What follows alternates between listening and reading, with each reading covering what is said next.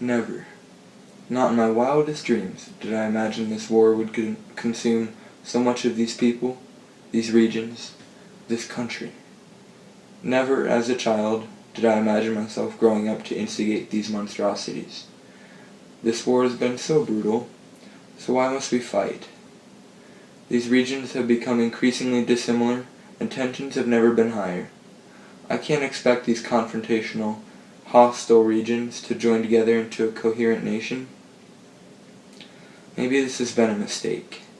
It'd be better to end the war now, instead of killing more lives needlessly. Rather than starting the beginning of a new, unified nation, this war is tearing it apart. If I end the misery now, it will allow for these two sovereign entities to split, maybe as they have been destined to do.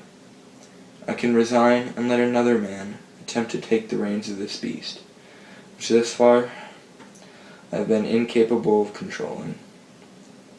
My word has sent so many to death. I must disengage these militias.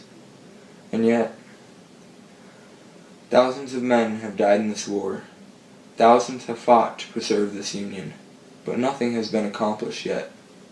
This valiant struggle has yielded no victor, and my resignation would not mean victory for the South, certainly not the North. It would be victory for injustice and evil.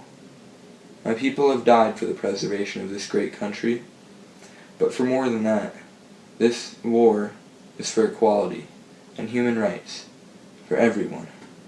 All men are created equal is a phrase which was instilled in me, and as long as I am president, I will instill it in this country's people.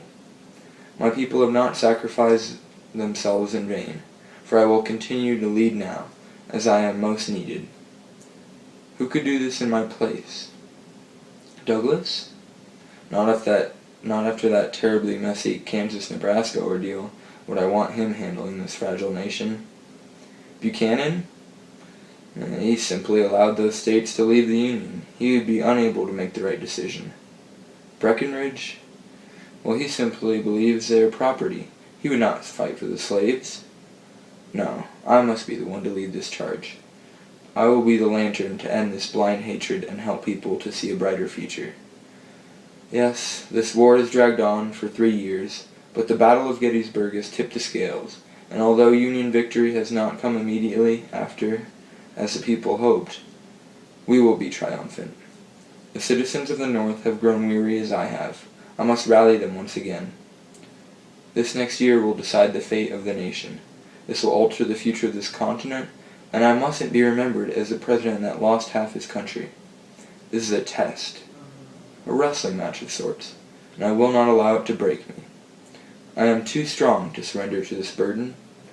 Just as I survived the passing of my mother, just as I have beaten countless other wrestlers, I will take care of this and walk out on the other side with my hands raised. But how will I really rally their support?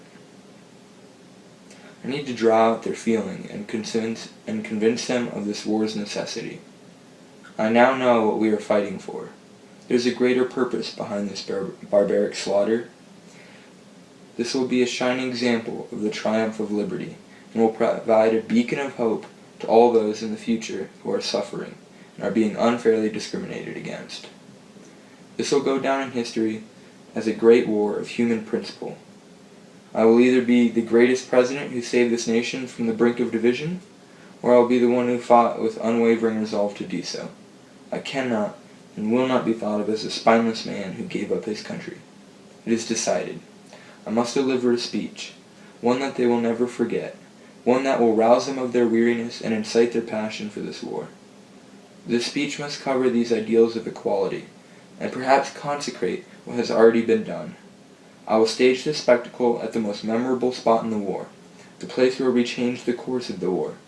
I will speak at Gettysburg, and pay respects to the men who have died for our freedom, before reminding those who continue to fight what this means for our country, the United States of America.